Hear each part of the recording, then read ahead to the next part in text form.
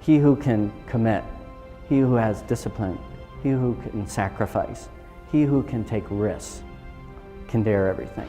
When I came up with this concept in my head of self-reliant leadership, it didn't mean that you go it alone.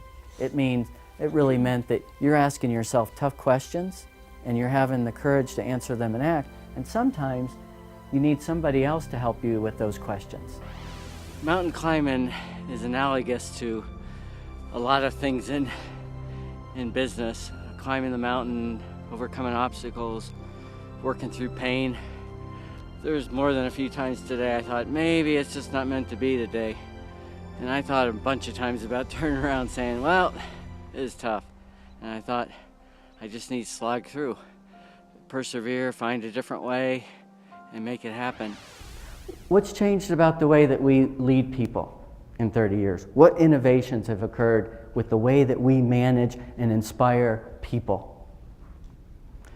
What I would say is, to this day, we still overmanage and underlead.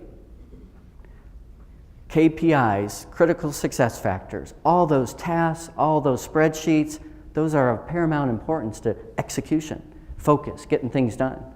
But the traits of great leaders are people that really have a tremendous amount of self-awareness, emotional self-mastery, and that really is that emotional intelligence and understanding not only yourself, but your effect and influence on other people, and that you have taken a personal stake in your own development.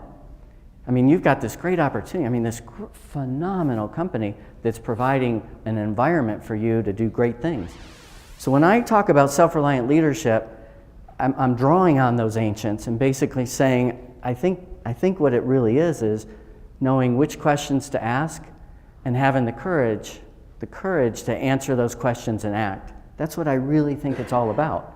If you think about all the coaches and mentors and teachers in your life, chances are what they did is they held up a mirror and they helped you see yourself in a way that was different, in a different light.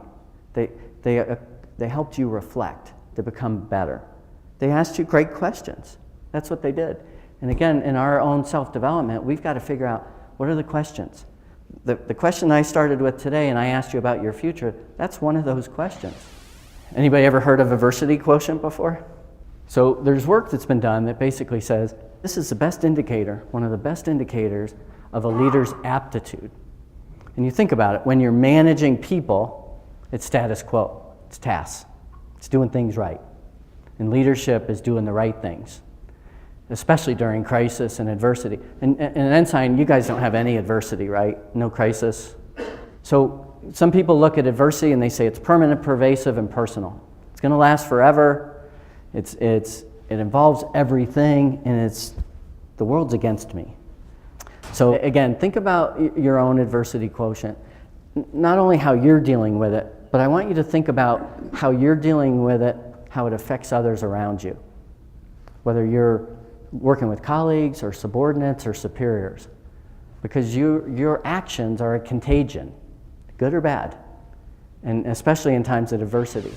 When I was getting ready to go in the Army, I asked George, for advice right before I left. I said, George, what's the advice you got for me?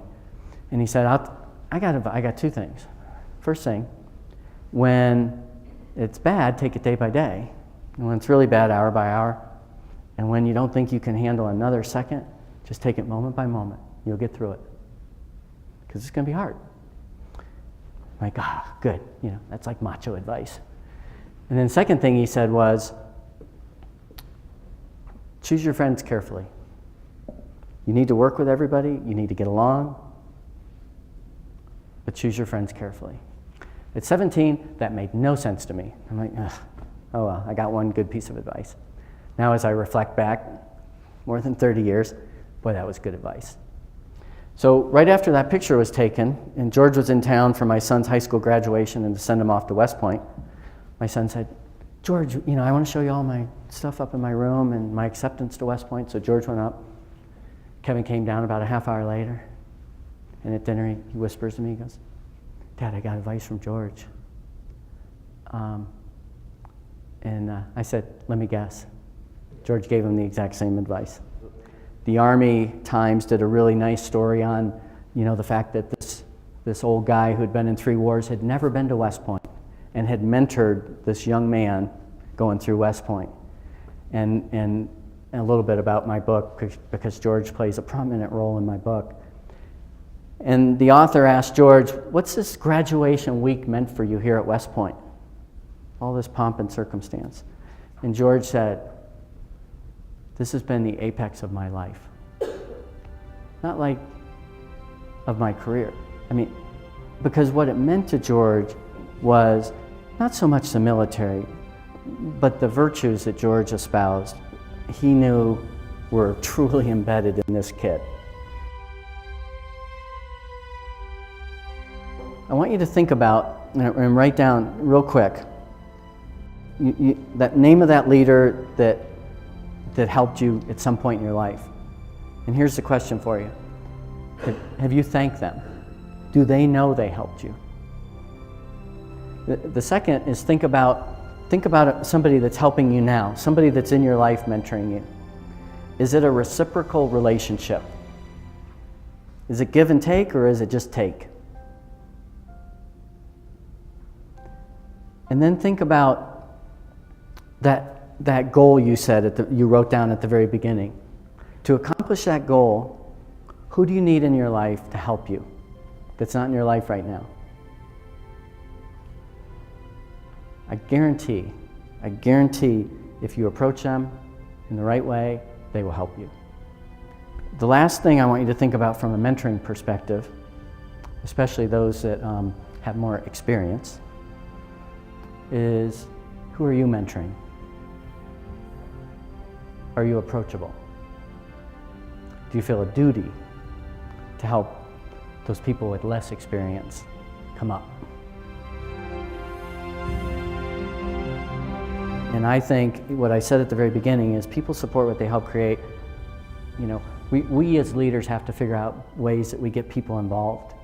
You know, yes, we need to lead, we need to inspire, we need to provide direction, but the how, you know, a lot of the what, we need to involve people so that they can see their fingerprints on the strategy and the vision and where that organization's going so that they commit to it.